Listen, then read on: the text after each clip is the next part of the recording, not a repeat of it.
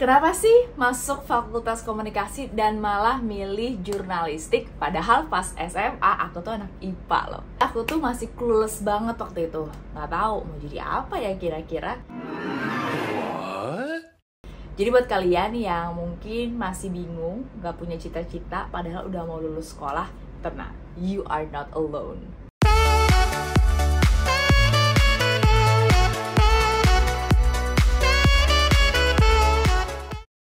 Buat teman-teman yang udah lama ngikutin video aku, mungkin sedikit banyak udah tahu kenapa aku masukin Vkom pas tes masuk ke PTN. Jadi pas zaman aku di tahun 2011 lalu, itu jalur masuk ke perguruan tinggi negeri yang pakai ujian tertulis itu namanya SNMPTN waktu itu.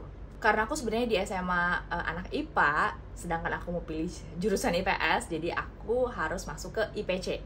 Di IPC kita dapat 3 pilihan jurusan. Yang pertama aku pilih sebenarnya adalah FK guys, Fakultas Kedokteran. Karena mama aku dokter, jadi kayak aku pikir why not untuk kemudian nyoba Fakultas Kedokteran.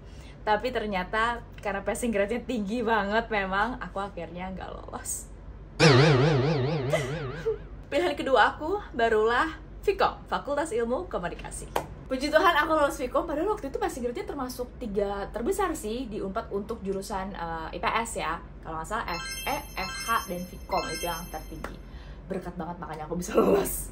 Buat aku yang masih mencari minat atau mencari jati diri gitu ya, pas banget masuk ke Fakultas Komunikasi karena masih general. Kita dikasih waktu untuk berpikir. Baru di semester ketiga nanti ada penjurusan. Beda sama sekarang yang dari awal pas tes masuk udah langsung pilih jurusan yang kalian mau. Waktu itu di semester 3 aku disuguhkan 3 pilihan jurusan. Ada hubungan masyarakat, manajemen komunikasi, dan jurnalistik. Ada image dulu. Kalau yang cantik-cantik, cakep-cakep itu biasanya masuk humas. Yang masih galau itu pilih mankom karena lebih general. Dan yang mau cari susah itu pilih jurnalistik. Itu bukan kata aku ya, tapi itu guyonan yang aku dengar waktu itu. Jadi sebenarnya aku pingin banget tuh masuk humas karena aku merasa cantik. Nggak deh, bercanda. Aku cuman suka aja gitu ngelihat orang-orang yang udah jadi PR, public relation, gimana mereka kerja dengan attire yang bagus banget, baju yang rapi, cakep, kayaknya wangi. Jadi keren gitu kayaknya, makanya aku pingin banget masuk humas waktu itu. Tapi papa aku encourage aku untuk jadi wartawan. Jadi masuklah aku ke jurusan jurnalistik. Aku pilih jurusan jurnalistik padahal aku tuh nggak suka baca dan nggak suka nulis. Apakah aku jadi susah ngikutin pelajarannya? Jawabannya enggak. Karena mostly jurusan di bidang sosial itu ya pasti banyak nulis, kayak esai, laporan, dan lain-lain gitu. Jadi seorang mahasiswa pasti diharuskan untuk banyak nulis, dan untuk bisa bagus nulisnya ya harus banyak baca. Dulu di jurnalistik aku tuh diharuskan baca 2-3 buku per minggu. Susah, ini susah banget buat aku, tapi bisa. Jadi aku diajarin cara baca skimming. Kita baca langsung dapat intisarinya tanpa kita harus baca kata per kata. Ada minusnya sih memang, kalau kalian tanya lebih detail soal isi buku itu juga aku kadang nggak tahu. Tapi apa sih tujuan kita baca buku? Kan nambah perspektif ya. Jadi menurut aku metode ini masih oke banget untuk dipakai. Pertanyaan yang paling banyak aku dapat adalah apa sih yang dipelajari di jurnalistik? Menurut aku, poin penting yang aku dapat sebagai mahasiswa jurnalistik adalah mental. Aku belajar untuk kerja under pressure karena kita disuruh untuk nulis banyak dan juga cepat. Dan aku juga jadi belajar untuk selalu update isu. Baca koran setiap hari, bahkan juga baca majalah berita mingguan yang gak pernah aku lakuin sama sekali. Aku jadi mikir ya, kalau aku masuk jurusan lain, mungkin sampai sekarang aku nggak akan update isu yang sebenarnya sangat berguna loh untuk kehidupan kita sehari-hari. Yang kedua adalah koneksi. Ini adalah yang paling aku rasain. Aku ketemu sama dosen jurnalistik yang kemudian ngajak aku untuk casting menjadi seorang news presenter. Kalau aku nggak masuk jurusan ini, mungkin aku nggak jadi news anchor kayak sekarang.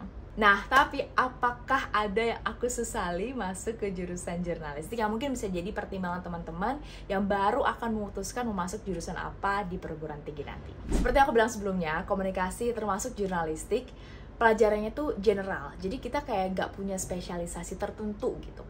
Yang aku rasain sekarang sebagai news anchor, kalau aku lihat teman-teman yang lain yang lulusan ekonomi misalnya, hukum, aku tuh kayak kalah start gitu. Jadi ketika liputan sidang, aku kan nggak punya basic hukum sama sekali, jadi untuk catch up itu susah banget. Apalagi kalau sidang atau wawancara ketemu sama pakar hukum, pengacara yang suka pakai istilah-istilah hukum, itu kadang-kadang pas lagi wawancara gitu, aku googling dulu apa sih maksudnya yang dia bilang gitu loh, supaya bisa ngerti dan bisa kasih pertanyaan follow up gitu.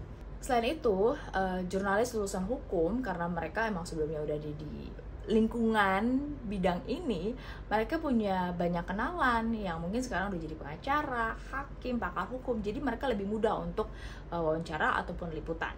Sama juga kayak jurnalis lulusan ekonomi, mereka akan lebih cepat adjust ketika disuruh liputan di bidang ekonomi. Apalagi kan kalau bikin berita ekonomi itu nggak bisa pakai kosakata umum, guys.